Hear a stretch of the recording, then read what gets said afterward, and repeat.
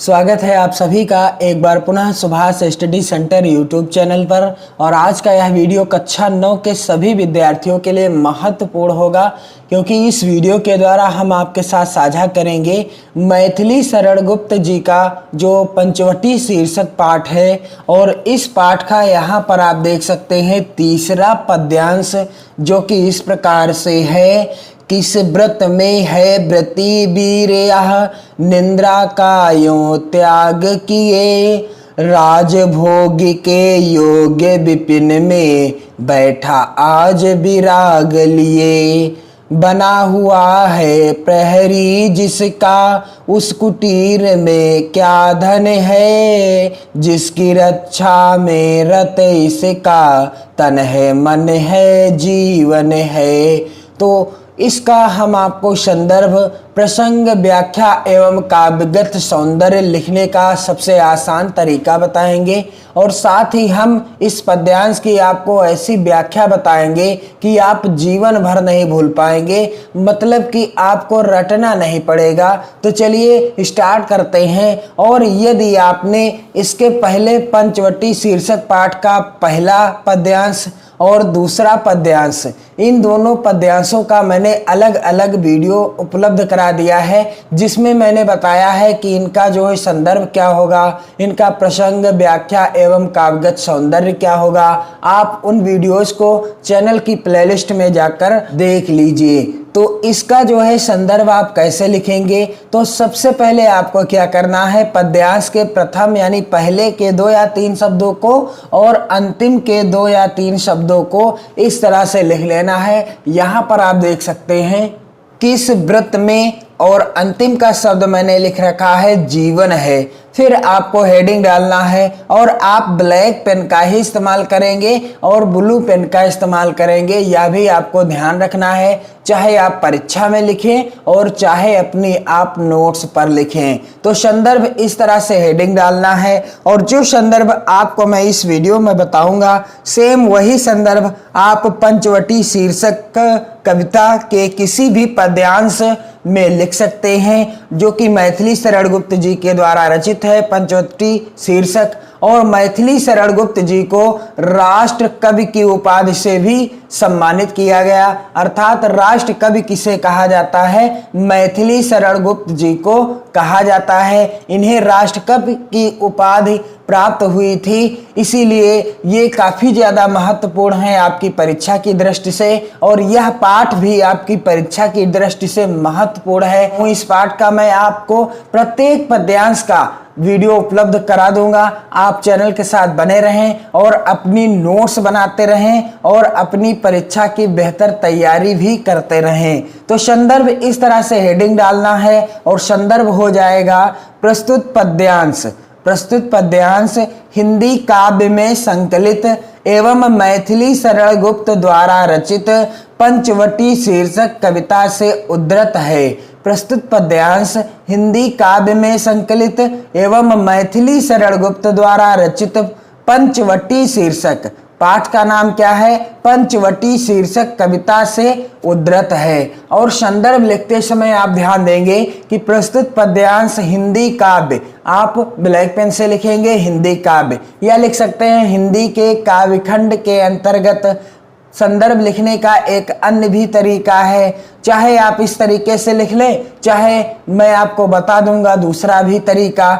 और साथ ही आपको क्या करना है कि रचयिता का नाम, यानी रचयिता इस पाठ के कौन है, मैथिली शरण गुप्त जी हैं। मैथिली शरण गुप्त जी हैं, इसलिए इनका नाम भी ब्लैक पेन से ही लिखना है। और पंचवटी शीर्षक कविता से उद्धृत है, और पाठ का नाम अथवा शीर्षक का नाम भी आपको किस पेन से लिखना है, ब्लैक पेन से ही लिखना है। तो क्या हो जाएगा संदर्भ, प्रस्तुत पद्यांश हिंदी काव्य में संकलित एवं मैथिली शरण गुप्त द्वारा रचित पंचवटी शीर्षक कविता से उद्धृत है। तो चलिए इसका जो है आप प्रसंग कैसे लिखेंगे, यहाँ पर इस तरीके से आपको प्रसंग हेडिंग डालना है। प्रसंग लिखने का बिल्कुल आसान तरीका जो पद्यांश में बताया गया हो, अर्थात जिसके बारे में पद्यांश में बताया गया हो, जिसका वर्णन किया गया हो या जो दर्शाया गया हो, वही हमारा प्रसंग हो जाता है। तो इस पद्यांश में क्या बताया गया है, यहाँ पर मैथिली शरण गुप्त जी ने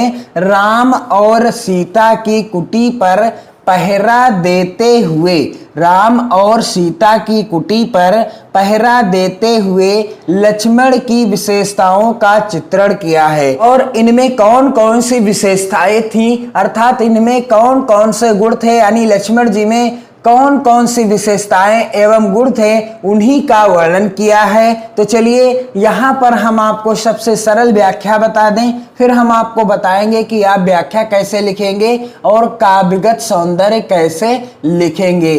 किस व्रत में है व्रती वीर यह, निंद्रा का यों त्याग किए। मैथिली शरण गुप्त जी कहते हैं कि इस वीर पुरुष ने अर्थात लक्ष्मण जी ने न जाने कौन सा व्रत धारण कर लिया है।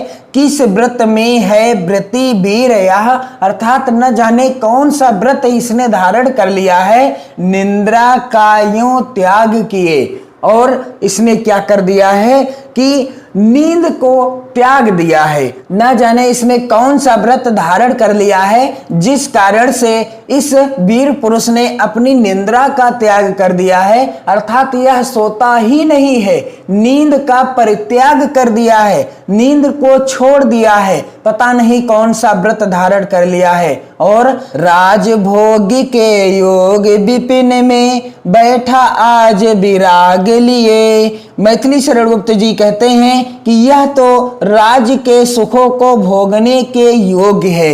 यह जो वीर पुरुष है, यह राज्य के सुखों को भोगने के योग्य है, अर्थात राज दरबार में रहना चाहिए इसे और राज्य के सुख को भोगना चाहिए, परंतु बैठा आज विराग लिए। परंतु क्या हुआ है कि पता नहीं क्या कारण है कि यह वन में वैराग्य ग्रहण किए हुए बैठा है। पता नहीं क्या बात है कि यह वन में विपिन में बैठा आज विराग लिए, राजभोग के योग विपिन में बैठा आज विराग लिए। पता नहीं क्या कारण है या क्या बात है कि जो इसने वन में वैराग्य लेकर के अपना जीवन यापन करना प्रारंभ कर दिया है। और बना हुआ है प्रहरी जिसका, उस कुटीर में क्या धन है।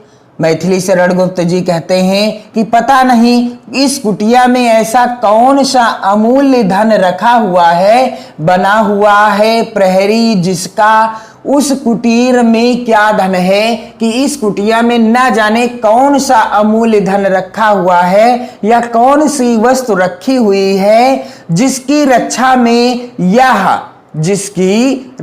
में यह क्या कर रहा है, पहरा दे रहा है। अर्थात जिसे बचाने के लिए, जिसे सुरक्षित रखने के लिए यह कुटिया का पहरा दे रहा है, उसका प्रहरी बना हुआ है। और जिसकी रक्षा में रत इसका, तन है मन है जीवन है।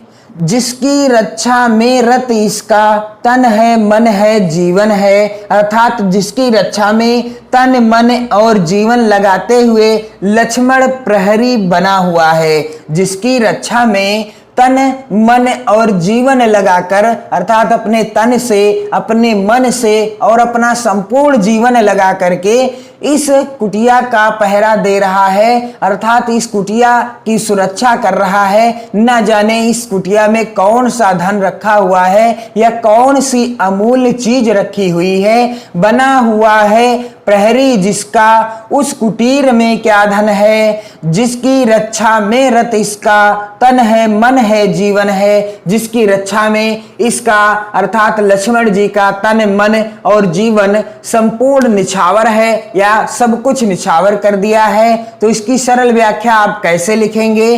किस व्रत में है व्रती वीर यह, निंद्रा का यों त्याग किए। सबसे पहले आपको इस तरीके से व्याख्या हेडिंग डालनी है और क्या हो जाएगी व्याख्या कि मैथिली शरण गुप्त जी कहते हैं कि इस वीर पुरुष ने कौन सा व्रत धारण किया है। इस वीर पुरुष ने कौन सा व्रत धारण किया है किस व्रत में है व्रती वीर यह निंद्रा का यूं त्याग किए। किस व्रत में है व्रती वीर यह निंद्रा का यूं त्याग किए। अर्थात इस वीर पुरुष ने अर्थात लक्ष्मण जी ने न जाने कौन सा व्रत धारण किया हुआ है जिसके कारण इस प्रकार नींद का त्याग कर दिया है। न जाने कौन सा व्रत धारण कर लिया है जिसके कारण इन्होंने नींद का परित्याग कर दिया है, अर्थात अपनी नींद को छोड़ दिया है और राजभोग के योग्य विपिन में बैठा आज विराग लिए। राजभोग के योग विपिन में बैठा आज विराग लिए। यह तो राज के सुखों को भोगने योग्य है। यह वीर पुरुष राज के सुखों को भोगने के योग्य है, परंतु किस कारण यह वन में वैराग्य ग्रहण किए हुए बैठा है। पता नहीं क्या कारण है जिस कारण से यह वन में वैराग्य ग्रहण किए हुए बैठा है। राजभोग के योग्य विपिन में अर्थात जंगल में बैठा आज विराग लिए। बना हुआ है प्रहरी जिसका उस कुटीर में क्या धन है। मैथिली शरण गुप्त जी आगे क्या कहते हैं कि बना हुआ है प्रहरी जिसका उस कुटीर में क्या धन है। इसकी व्याख्या क्या हो जाएगी। मैथिली शरण गुप्त जी कहते हैं कि पता नहीं इस कुटिया में ऐसा कौन सा अमूल्य धन रखा हुआ है जिसकी रक्षा के लिए लक्ष्मण जी प्रहरी बने हुए हैं। कि बना हुआ है प्रहरी जिसका उस कुटीर में क्या धन है, जिसकी रक्षा में रत इसका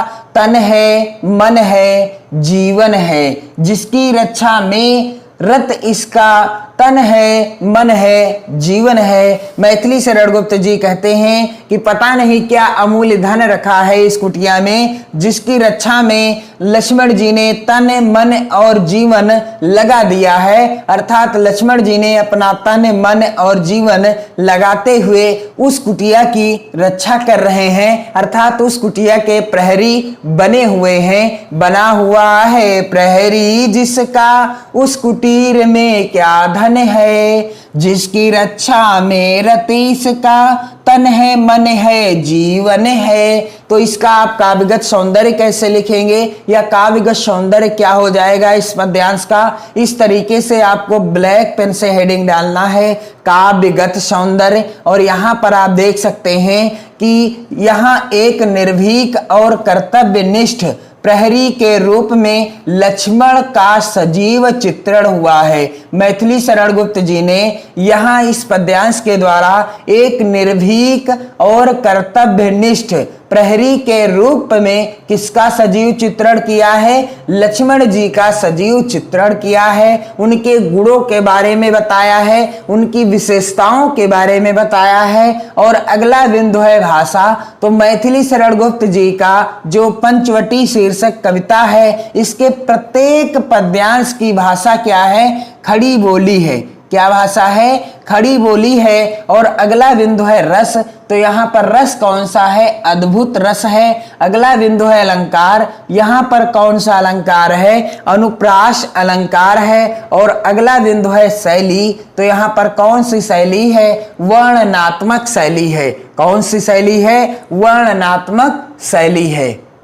और अलंकार अनुप्रास यहाँ पर कैसे है, तो आप देख सकते हैं कि अनुप्रास अलंकार वहां होता है जहां एक वर्ण या अक्षर की एक से अधिक बार आवृत्ति हो, वहां क्या होता है, अनुप्रास अलंकार होता है। तो किस व्रत में है व्रती वीर यह निंद्रा का यों त्याग किए। पहली ही लाइन में आप देख सकते हैं वह वर्ण की आवृत्ति 3 बार हुई है, अर्थात एक से अधिक बार हुई है। इसलिए यहाँ पर कौन सा अलंकार है, अनुप्रास अलंकार है। कौन सा अलंकार है, अनुप्रास अलंकार है। इसलिए यहाँ पर अनुप्रास अलंकार होगा। तो कुछ इस तरीके से आप इस पद्यांश का जो है संदर्भ लिख सकते हैं, बिल्कुल आसान शब्दों में। प्रसंग लिख सकते हैं बिल्कुल आसान शब्दों में, और व्याख्या भी बिल्कुल आसान शब्दों में लिख सकते हैं। और यदि आप वीडियो को गौर से देख लेते हैं, एकाग्रचित्त होकर देख लेते हैं, तो आपको व्याख्या रटना नहीं है, आपको अच्छे से समझ में आ जाएगा और आप काव्यगत सौंदर्य भी आसान तरीके से लिख सकते हैं। आपको क्या करना है, चैनल के साथ जुड़ जाना है और वीडियो को ज़्यादा से ज़्यादा अपने मित्रों में शेयर भी करते रहना है। और हम आपको इस पाठ के प्रत्येक पद्यांश का इसी तरह से वीडियो उपलब्ध करा देंगे। और यह पाठ आपकी परीक्षा की दृष्टि से वेरी इंपॉर्टेंट है, क्योंकि मैथिली शरण गुप्त जी राष्ट्र कवि के नाम से भी जाने जाते हैं, अर्थात इन्हें राष्ट्र कवि की उपाधि से भी सम्मानित किया गया था। तो अपनी नोट्स बनाते रहें, वीडियो को शेयर करते रहें, पढ़ते रहें, मस्त रहें। जय हिंद।